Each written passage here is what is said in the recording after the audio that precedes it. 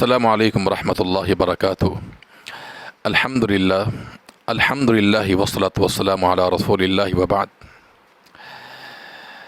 رسول اللہ صلی اللہ علیہ وسلم کی حدیث ہے کہ من صام رمضان، جو شخص رمضان کے روزے رکھتا ہے، وعرف حدودہ، اس کی حدود کو پہچان کر، تو ایسا روزہ انسان کے سابقہ تمام گناہوں کو معاف کر دیتا ہے۔ اس حدیث سے بات معلوم ہوتی ہے کہ صرف روزہ رکھنا ہی کافی نہیں ہے، بلکہ روزہ جب انسان رکھے، اس کی جو حدود ہے، اس کے جو ارکان ہیں، جو شرائط ہیں، اس کے مطابق روزہ رکھنا چاہیے۔ اور ایسا روزہ ہی انسان کے سابقہ گناہوں کی معافی کا سبب بنتا ہے جو رسول اللہ صلی اللہ علیہ وسلم کی سنت کے مطابق ہو۔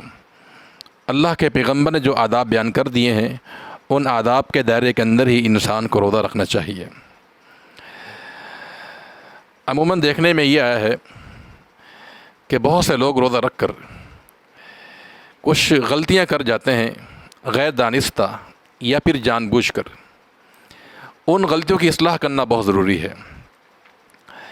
مثلاً یہ بات دیکھنے میں آئی ہے کہ بہت سے لوگ غروب آفتاب ہونے کے باوجود روزہ افطار کرنے میں انتظار کرتے ہیں، اور یہ انتظار احتیاطاً ہوتا ہے کہ آپ احتیاط کر لیں، شاید غروب آفتاب نہ ہوا ہو۔ تو احتیاط کے پیش نظر روزہ افطار کرنے میں تاخیر کرنا یہ عمل ممنوع ہے، ناجائز ہے۔ ہاں، اگر کبھی کبھار کوئی شرعی عذر ہو، اگر روزہ افطار کرنے میں تاخیر ہو جائے تو اس میں حرج نہیں ہے، لیکن احتیاط کے نام پر افطاری میں تاخیر کرنا یہ عمل ممنوع ہے۔ رسول اللہ صلی اللہ علیہ وسلم کا فرمان ہے، فرمایا کہ میری امت اس وقت تک خیر پہ رہے گی جب تک وہ افطار میں جلدی کریں گے۔ اور ایک اور فرمان ہے، فرمایا کہ میری امت اس وقت تک میرے راستے پر راہ پر رہے گی کہ جب وہ افطار کے لیے ستاروں کے چمکنے کا انتظار نہیں کرے گی۔ تو اس سے یہ بات معلوم ہوتی ہے کہ جیسے ہی غروب آفتاب ہو جائے تو پھر افطاری میں تاخیر نہیں کرنی چاہیے۔ نبی کریم صلی اللہ علیہ وسلم ایک دفعہ سفر میں تھے۔ عبداللہ ابن ابی اوفا کا بیان ہے رضی اللہ تعالیٰ عنہ کہ رمضان کے مہینے میں اللہ کے نبی کے ہمراہ سفر میں تھا، غروب آفتاب ہو گیا۔ آپ نے مجھے کہا کہ عبداللہ نیچے اترو سواری سے اور ستو تیار کرو۔ میں نے کہا اللہ کے پیغمبر ابھی روشنی نظر آ رہی ہے، اگر کچھ انتظار کر لیا جائے تو بہتری ہے۔ آپ نے فرمایا کہ نہیں، سواری سے اترو اور میرے لیے ستو تیار کرو۔ اس حدیث سے یہ بات معلوم ہوتی ہے کہ اللہ کے پیغمبر نے یہ جو احتیاط کا رویہ ہے اس کو مسترد کیا۔ آپ نے افطاری میں تاخیر کرنا یہ یہود و نصارہ کی علامت ہے، یہ آپ کا فرمان ہے۔ تو لہذا غروب آفتاب کا جب انسان کو اطمینان ہو جائے تو اس سے پھر روزہ افطار کر لینا چاہیے، اس کو تاخیر نہیں کرنی چاہیے۔ مسروق بن اجدع رحمۃ اللہ علیہ فرماتے ہیں کہ ہم نے سوال کیا ام المؤمنین عائشہ صدیقہ رضی اللہ تعالی عنہا سے کہ ہم نے دو صحابہ کرام کو دیکھا ہے، ان میں سے ایک عمل یہ ہے کہ وہ نماز بھی جلدی پڑھتے ہیں، یعنی وقت پر، اور افطاری میں بھی جلدی کرتے ہیں، اور ایک اور صحابی ہیں جو نماز میں تاخیر کرتے ہیں اور افطاری میں بھی تاخیر کرتے ہیں۔ اب آپ بتائیں کہ ان میں سے کون سنت کے مطابق عمل کر رہا ہے؟ تو عائشہ نے سوال کیا کہ جو صحابی جلدی کرتے ہیں ان کا نام کیا ہے، وہ کون ہے؟ کہا کہ عبداللہ ابن مسعود رضی اللہ تعالی عنہ۔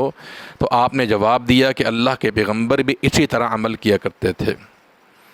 تو ایک تو اس پہ توجہ دینی ہے کہ جیسے غروب آفتاب کا اطمینان ہو جائے تو پھر احتیاط کے نام پر تاخیر نہیں کرنی چاہیے۔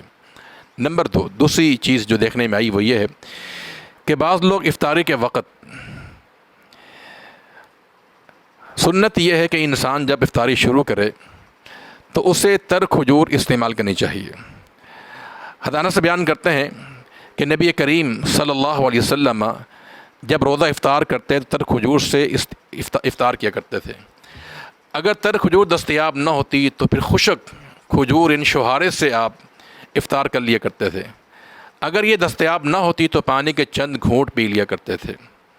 لیکن دیکھنے میں عموماً یہ آتا ہے کہ بعض لوگ کھجور کے علاوہ، پانی کے علاوہ جو ہے نمک سے یا کسی اور پھل سے آغاز کرنا چاہتے ہیں۔ تو دیکھیں سنت جو ہے اللہ کے پیغمبر کی جیسی بھی ہو انہیں اپنانا چاہیے۔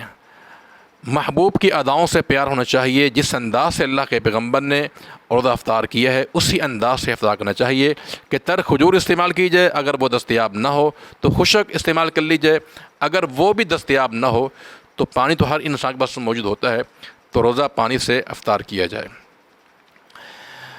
اور تیسری خامی جس کی اصلاح کرنا ضروری ہے وہ یہ ہے کہ بہت سے لوگ، بہت سے افراد، آپ کو معلوم ہے کہ افطاری کے وقت انسان کی دعا قبول ہوتی ہے۔ رسول اللہ صلی اللہ علیہ وسلم کا فرمان ہے کہ روزہ دار کو افطاری کے وقت جو بھی دعا کرے اس کی دعا رد نہیں کی جاتی۔ اس کا معنی ہے کہ افطاری کا جو وقت ہے یہ دعا کی قبولیت کا وقت ہے، تو بجائے اس وقت کو، اس گھڑی کو ضائع کیے، بہت سے لوگ دیکھا جاتا ہے کہ وہ گیم کھیلتے رہتے ہیں یا وہ موبائل کے اندر مصروف ہوتے ہیں یا نوجوان کرکٹ کھیلنے میں مصروف ہوتے ہیں یا ہمارے ہاں جو فیملی ہیں وہ کچن کے اندر مصروف ہوتی ہیں۔ تو یہ بڑا عظیم وقت ہے جو بار بار انسان کو موقع نہیں ملتا ہے۔ تو کوشش کی جائے کہ آپ کی جو بھی ضروریات ہے افطاری کے حوالے سے اس کو جلد تیار کر لیا جائے، اور جو افطار کا وقت ہے اس کو اللہ کے سامنے دعائیں کی جائیں، دین کے لیے، دنیا کے لیے چن چن کے دعاؤں کا انتخاب کیا جائے۔ اور چوتھی اور آخری خامی جو غلطی دیکھنے میں آتی وہ یہ ہے کہ بہت سے احباب افطاری کے وقت کھانے میں اتنے مگن ہوتے ہیں کہ ان کی نماز مغرب یا تو بالکل رہ جاتی ہے یا انہیں سے قضا دینی پڑتی ہے۔ تو یہ عمل بار بار مستقل کرنا یہ مناسب نہیں ہے۔ نماز مغرب واجب اور فرض ہے تو واجبات کو کھانے پینے کے عمل میں ترک نہیں کرنا چاہیے۔ یہ اصلاح کی نیت سے بیان کیا گیا ہے۔ اللہ تعالی ہم سب کی اصلاح فرما دے، اور یہ جو ہماری کمزوریاں کوتاہیاں ہیں اللہ تعالی ان کو معاف فرما دے، اور سنت کے مطابق روزہ رکھنے کی اور افطار کرنے کی توفیق عطا فرما دے۔ السلام علیکم ورحمۃ اللہ وبرکاتہ۔